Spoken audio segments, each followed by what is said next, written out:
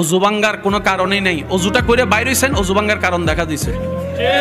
কোন রকম কষ্ট করে নামাজে গেছেন, আল্লাহু আকবার, সারা দুনিয়া চিন্তা সব। ভাই বলেন বলেন বলেন বলেন বলেন, এমনও হয় 2 রাকাত পড়ছি নাকি 1 রাকাত, নাকি বসছি না বসি নাই, তাহিয়াত পড়ছি না পড়ি নাই, হয় হয় হয়, বলেন বলেন, হয় হয়। যাদের এই সমস্যাগুলো হয় বা হয়েছে তাদেরকে আমার পক্ষ থেকে সালাম।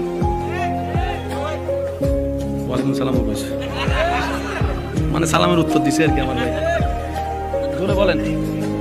তাদেরকে আমার পক্ষ থেকে সালাম। কেন? এতদিন আপনারা এই বিষয়টা নিয়ে মন খারাপ করেছেন, কিন্তু মন খারাপ না, এটা খুশি হওয়ার বিষয়। শয়তান সেই ঘরে হামলা করে যে ঘরে ঈমানের আলো আছে, ঈমানের আলো আছে। শয়তান আপনাকে জ্বালিয়েছে, তার মানে প্রমাণ এটাই হয়েছে আপনার ভিতরে এখনো ঈমান। আর একজন মুসলমানের জন্য ঈমানের চাইতে বড় দামি সম্পদ কিছু হতে পারে না। শয়তান জীবনে কোনোদিন আবু জাহেলের গুতাই নাই।